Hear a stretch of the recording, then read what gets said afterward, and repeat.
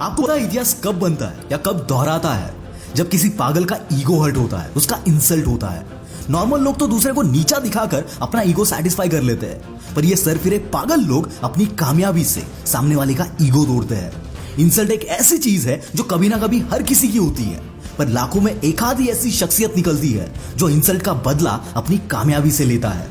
और ऐसा ही इंसल्ट हुआ था शिवाजीराव गायकवाड़ का, एक छोटा सा एक्टर जिसकी एक प्रोड्यूसर ने ना सिर्फ इंसल्ट की बल्कि उसको प्रोडक्शन सेट से भी बाहर निकाल दिया। उसी दिन इस बंदे ने ठान लिया कि वो इस प्रोडक्शन हाउस में वापस जरूर लौटेगा, वो भी एक इंपोर्टेड कार में और खुद की एक पहचान बनाकर। और ठीक 2.5 साल बाद ये बंदा अपनी इंपोर्टेड कार में सुपरस्टार रजनीकांत बनकर पहुंचा। जी हाँ दोस्तों, मैं बात कर रहा हूं the one and only Rajinikanth की। दोस्तों, इस दुनिया में कुछ गिने चुने लोग ही होते हैं जिनकी गिनती उनके काम की वजह से भगवानों में की जाती है, जैसे कि सचिन तेंदुलकर, बाबा साहब अम्बेडकर और रजनीकांत।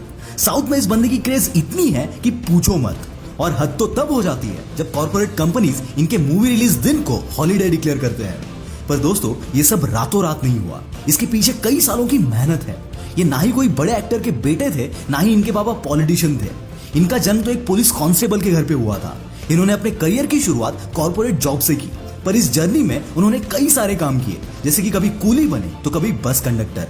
पर इनकी एक खासियत थी कि काम कोई भी हो, चाहे कूली का हो या बस कंडक्टर का, ये अपनी एक अलग छाप छोड़ ही जाते थे। जब वो बस कंडक्टर थे तब वो अपने स्टाइल में टिकट काटते थे। किसी को बुलाना होता था तो अलग टाइप की सीटी मार के उसको बुलाते थे, यानी कि उनका रुतबा, उनका स्टाइल यहाँ पर भी किसी सुपरस्टार से कम नहीं था। इसी वजह से वो लोगों में और बाकी कंडक्टर्स में काफी फेमस थे। ये बंदा एक्टिंग के लिए बचपन से पैशनेट था और इसीलिए बहुत अर्ली स्टेज में ही उन्होंने स्टेज प्लेस करना शुरू किया। करीब 25 प्लेस करने के बाद उनका पैशन देखकर उनके एक दोस्त ने उनको फिल्मों में ट्राई करने को कहा।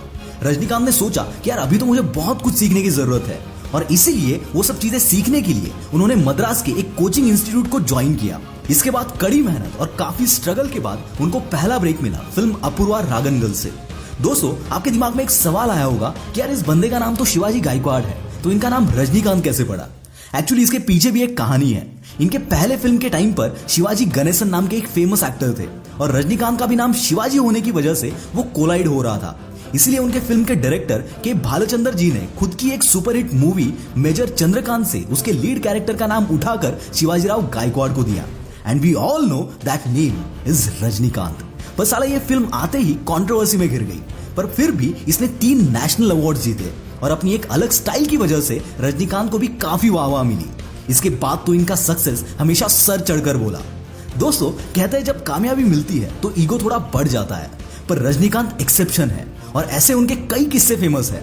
2007 में जब शिवाजी द बॉस रिलीज हुई, इस फिल्म ने बॉक्स ऑफिस पर हंगामा मचा दिया, और इस फिल्म की सक्सेस को सेलिब्रेट करने के लिए रजनीकांत और टीम भेस बदलकर एक मंदिर में गए। लाइन में लगकर उन्होंने दर्शन लिया, और दर्शन के बाद वो मंदिर के बाहर एक पिलर के पास आकर बैठ गए। तभी एक लेडी ने उनको भिखारी समझकर 10 रुपए उनके हाथ में दिए। ऑब्वियसली उनके पहनावे की वजह से वो उन्हें पहचान नहीं पाई, पर रजनीकांत ने भी वो पैसे लिए, और थोड़ी देर बाद जब वो अपनी गाड़ी में जाकर बैठे तब उस लेडी को रियलाइज हुआ कि उसने रजनीकांत को भिखारी समझकर 10 रुपए दिए हैं। उसने तुरंत जाकर उनसे माफी मांगी, पर इस पर रजनीकांत ने कहा कि कोई बात नहीं, बल्कि भगवान खुद बताना चाहते हैं कि आज भी मैं एक आम आदमी हूँ, कोई सुपरस्टार नहीं। He is that down to earth. ऐसा ही किस्सा एक बार रोबोट फिल्म के शूटिंग के दौरान हुआ था, जब शूटिंग देखने आए एक बंदे ने खुद रजनीकांत से पूछ लिया कि इस फिल्म में हीरो कौन है। दोस्तों, एक ऐसा वक्त था जब रजनीकांत जैकी चैन के बाद एशिया के सेकंड सबसे हाईएस्ट पेड एक्टर थे।